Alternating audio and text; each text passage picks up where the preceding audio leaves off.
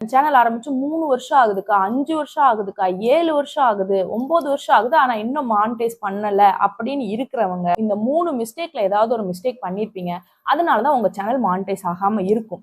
YouTube channel ஆரம்பிச்சு ரொம்ப நாள் ஆகுது. ஆனா எனக்கு இன்னும் மானிட்டைசேஷன் ஆகல அப்படின்னு இருக்கவங்கள நீங்க. ஸோ உங்களுக்கான வீடியோ தான் இது.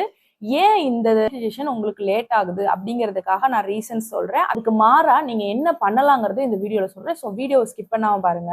அதுக்கு ஃபர்ஸ்ட் நீங்க உங்க சேனல்ல இப்போ எவ்வளவு சப்ஸ்கிரைபர் இருக்காங்க அப்படிங்கிற நம்பரும் அண்ட் நீங்க சேனல் ஆரம்பிச்சு எவ்வளவு நாள் ஆகுது அப்படிங்கிறதையும் கமெண்ட் பண்ணுங்க. உங்களோட எல்லா கமெண்ட்டுமே ரீட் பண்ணி முடிஞ்சா உங்க சேனலை வந்துட்டு நான் வியூ பண்ணி பாக்குறேன். ஸோ வாங்க வீடியோக்குள்ள போயிடலாம். நிறைய பேர் வந்துட்டு சொல்ற விஷயம், யூடியூப் சேனல்லாம் ஆரம்பிச்சா அதெல்லாம் சும்மா, நிறைய பேர் சம்பாரிச்சு வீடெல்லாம் கட்டுறாங்கன்னு சொல்றாங்க, அதெல்லாம் சில பேருக்கு தான் நடக்குது, நம்மளுக்குலாம் நடக்காது அப்படின்னு சொல்லி நிறைய ஒரு பாயிண்ட் ஆஃப் வியூஸ் இருக்கு. அது உண்மையா அப்படின்னு கேட்டீங்கன்னா ஆக்சுவலா உண்மை இல்லை. நீங்க வந்துட்டு ப்ராப்பரா ஒரு சேனல் ஆரம்பிக்கிறீங்க, அதுக்கு உண்மையா உழைச்சு ஒரு வீடியோ போடுறீங்க, அதுல இன்ட்ரெஸ்டிங் கண்டென்ட் இருக்கு, யூஸ்ஃபுல்லான கண்டென்ட் இருக்கு அப்படின்னா கொஞ்சம் நாட்கள் ஆனாலுமே மானிட்டைசேஷன் ஆகுறதுக்கு வாய்ப்பு இருக்கு. யூடியூப் வந்துட்டு இவங்க தான் நல்லவங்க, இவங்க தான் வந்துட்டு பாப்புலர் ஆனவங்க, இவங்களுக்கு தான் வந்துட்டு நம்ம மானிட்டைஸ் பண்ணணும் அப்படின்னு பார்த்தாலாம் யாரையும் மானிட்டைஸ் பண்றது இல்லை. நீங்க கொடுக்குற கண்டென்ட்டை பொறுத்தும் உங்களோட கன்சிஸ்டன்சி பொறுத்தும் தான் யூடியூப் வந்துட்டு மானிட்டைசேஷன் பண்றாங்க. ஸோ ஃபர்ஸ்ட் ஆஃப் ஆல் நீங்க சேனல் ஆரம்பிச்சு எவ்வளவு நாள் ஆகுது அப்படிங்கிறது வந்துட்டு ரொம்பவே முக்கியம். சேனல் ஆரம்பிச்சு 3 வருஷம் ஆகுதுக்கா, 5 வருஷம் ஆகுதுக்கா, 7 வருஷம் ஆகுது, 9 வருஷம் ஆகுது, ஆனா இன்னும் மானிட்டைஸ் பண்ணல அப்படின்னு இருக்கிறவங்க ஒரே ஆப்ஷனா இந்த சேனலை க்ளோஸ் பண்ணிட்டு வேற ஒரு புது சேனல் ஆரம்பிங்க. இதுக்கு நான் ரீசன் சொல்றேன். நீங்க நினைக்கலாம், நான் கஷ்டப்பட்டு உருவாக்குன சேனல், இவ்வளோ சப்ஸ்கிரைபர் இருக்காங்க, எதுக்கு இப்படி சொல்றீங்கன்னு.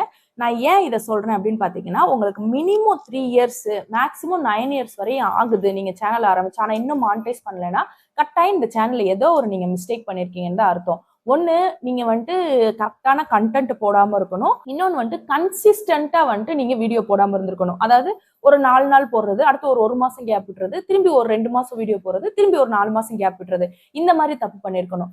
அல்லது காப்பிரைட் ஸ்ட்ரைக் வந்துட்டு நீங்க வாங்கியிருக்கணும். இந்த 3 மிஸ்டேக்ல ஏதாவது ஒரு மிஸ்டேக் பண்ணிருப்பீங்க. அதனாலதான் உங்க சேனல் மானிட்டைஸ் ஆகாம இருக்கும். ஸோ இது நான் யாருக்கு சொல்றேன், 3 வருஷத்துல இருந்து 9 வருஷம் ஆயிடுச்சு நான் சேனல் ஆரம்பிச்சு, இன்னும் என்னால மானிட்டைஸ் பண்ண முடியலன்னு கேக்குறீங்களா, அவங்களுக்கு தான் சொல்றேன். நீங்க தயவு செய்து உங்களுக்கு எவ்வளவு சப்ஸ்கிரைபர் இருந்தாலும் சரி, இப்போ மேக்சிமம் நான் வந்துட்டு ஒரு 10,000 சப்ஸ்கிரைபர் வச்சிருக்கேன்க்கா, இப்பதான் ஓட ஆரம்பிச்சிருக்கேன்னா விட்டுருங்க. இல்ல எனக்கு இப்பதான் ஒரு 5,000க்கு கீழே சப்ஸ்கிரைபர் இருக்காங்க, 2,000 சப்ஸ்கிரைபர் இருக்காங்க, 1000 சப்ஸ்கிரைபர் இருக்காங்கன்னா எனக்கு புரியுது அவ்வளவு சப்ஸ்கிரைபர் வர வைக்கிறது எவ்வளவு கஷ்டம்னு. பட் நீங்க தேஞ்சு போன ரெக்கார்டை தேய்க்கிறதுக்கு பதிலா புதுசா ஒண்ணு கிரியேட் பண்ணுங்க அப்படிங்கறத தான் சொல்றேன். ஸோ இந்த மாதிரி இருக்கிறவங்கள என்னோட பாயிண்ட் ஆஃப் வியூ வந்துட்டு நீங்க சேனலை க்ளோஸ் பண்ணிட்டு புதுசா சேனல் ஆரம்பிச்சு கன்சிஸ்டன்சியா வீடியோ போடுங்க. இதை தான் நான் திரும்பி திரும்பி சொல்வேன். நீங்க வீடியோ ஒரு யூடியூப் சேனல் ஸ்டார்ட் பண்ணணும்னு நினைச்சிட்டீங்கன்னா இதை நீங்க ஒரு வேலையில ஜாயின் பண்ண மாதிரி அதை வந்துட்டு மைண்ட் செட் பண்ணிக்கணும். உங்க இஷ்டத்துக்கு வந்து வீடியோ போடுறது, அப்புறம் மைண்ட் செட் அப்செட் ஆனனே கொஞ்ச நாள் வீடியோ போடாம இருக்கிறது, இதை மட்டும் தயவு செய்து பண்ணாதீங்க. நீங்க எனக்கு தெரிஞ்சு கொஞ்ச நாள் டைம் கூட எடுத்துக்கங்க. எடுத்துக்கிட்டு நீங்க சேனல் ஆரம்பிச்சதுக்கு அப்புறமா கன்சிஸ்டன்டா இப்ப வாரத்துக்கு ஒரு 3 வீடியோவாவது போடணும், அடுத்த வாரத்துல ஒரு 3 வீடியோ போடணும், இல்ல டெய்லி வீடியோ போட முடியும்னா டெய்லி வீடியோ போட்டுறணும் அப்படிங்கிற மைண்ட் செட் பண்ணிட்டு நீங்க யூடியூப் சேனலுக்குள்ள வாங்க.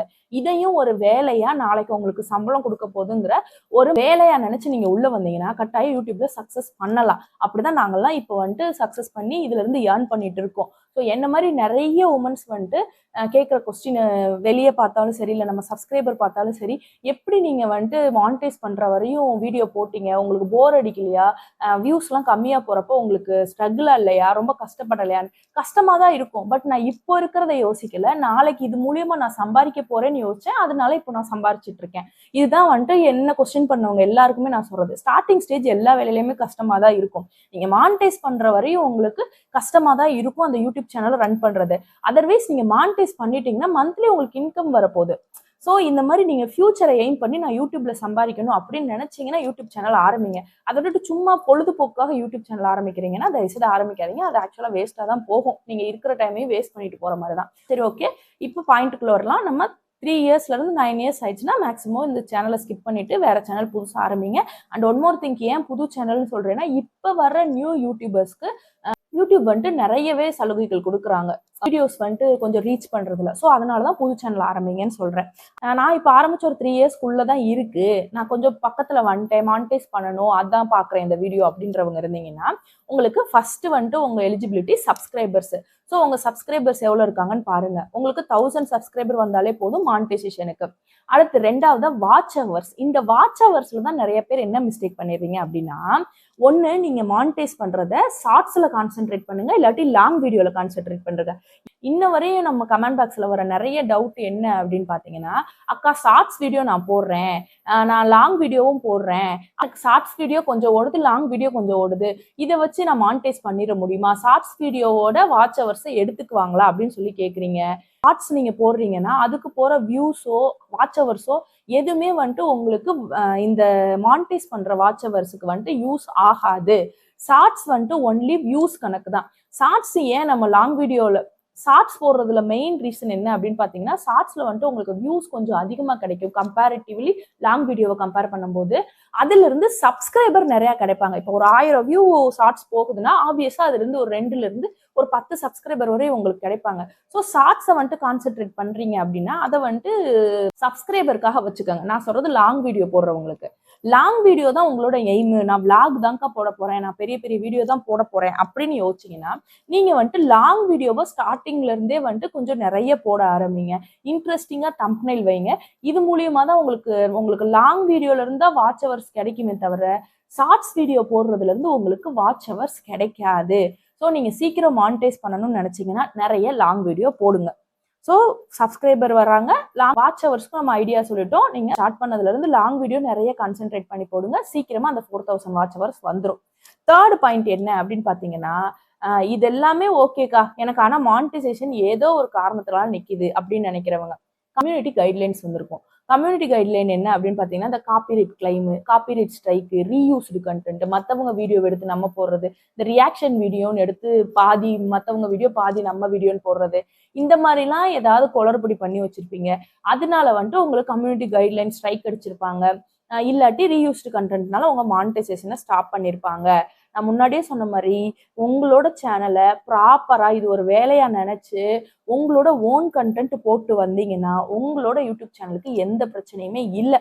அதை விட்டுட்டு இந்த வெளியே இருந்து நான் சினிமா சாங் எடுத்து போடுறேன், கூகுள்ல இருந்து நான் டவுன்லோட் பண்ணி போடுறேன், மற்றவங்க வீடியோவை எடுத்து போடுறேன், அதுக்கு ரியாக்ஷன் வீடியோ போடுறேன், இந்த மாதிரி தேவையில்லாத வேலைகள் பண்ணீங்கன்னா கட்டாயம் உங்களோடதுல மானிட்டைஸ் பண்றதுக்கு கொஞ்சம் இஷ்யூ வரும். மானிட்டைஸ் பண்ணதுக்கு அப்புறமும் கேன்சல் பண்ண நிறைய யூடியூபர்ஸ்லாம் இருக்காங்க. மானிட்டைஸ் ஆயிடும். அதுக்கப்புறம் பார்த்தா எப்பயோ போடுற பழைய வீடியோக்கு வந்துட்டு காப்பிரைட் வந்து ஸ்ட்ரைக் வந்து மானிட்டைசேஷன் கேன்சல் பண்ணியிருப்பாங்க. தயவு செய்து ஒரு மைண்ட் செட் பண்ணிக்கோங்க. நீங்க வந்துட்டு ஓன் வீடியோஸ் மட்டும்தான் போடணும், நம்மளோட ஓன் கண்டென்ட் மட்டும் தான் போடணும், மற்றவங்களோட எதையுமே எடுத்து யூஸ் பண்ணக்கூடாது அப்படின்னு சொல்லிட்டு நீங்க உங்க வீடியோவை போடுங்க. அப்படிங்கிற பட்சத்துல நீங்க இந்த மாதிரி எந்த பிரச்சனையுமே ஃபேஸ் பண்ண வேண்டியதில்லை. நீங்க பாட்டுக்கு வீடியோஸ் போடலாம், மானிட்டைஸ் பண்ணலாம், ஏர்னிங்ஸ் எடுத்துட்டு இருக்கலாம். இதுதான் வந்துட்டு பெஸ்ட் வே ஒரு ப்ராப்பரான யூடியூபருக்கு. சொன்னேன் இல்லையா, இந்த பாயிண்ட்லாம் தான் நீங்க மானிட்டைஸ் பண்றதுக்கு தடையா இருக்கக்கூடிய பாயிண்ட். ஸோ இப்போ நான் சொன்னதுல இருந்து நீங்க என்ன மிஸ்டேக் பண்ணிருக்கீங்க அப்படிங்கிறத உங்களால அனலைஸ் பண்ண முடியும்னு நினைக்கிறேன். இல்லக்கா இதையும் தாண்டி எனக்கு மானிட்டைஸ் ஆகுறதுல சில பிரச்சனைகள் இருக்கு அப்படின்னா நீங்க கமெண்ட் பண்ணுங்க, நானும் தெரிஞ்சுக்கிறேன். நான் முடிஞ்சா உங்களுக்கு கமெண்ட்ல ஆன்சர் சொல்றேன், இல்லாட்டி இந்த மாதிரி ஒரு வீடியோ போட்டு உங்களுக்கு ஒரு ஆன்சர் சொல்லிடுறேன். இந்த வீடியோ கட்டாயம் உங்களுக்கு யூஸ்ஃபுல்லா இருக்கும்னு நினைக்கிறேன். அப்படி யூஸ்ஃபுல்லா இருந்துச்சுன்னு நினைச்சீங்கன்னா நமக்கு முன்னாடியே சொன்ன மாதிரி ஒரு லைக்கும் ஒரு ஹைப்பும் கொடுத்துருங்க. தேங்க்ஸ் ஃபார் வாட்சிங். இன்னொரு வீடியோல பார்க்கலாம்.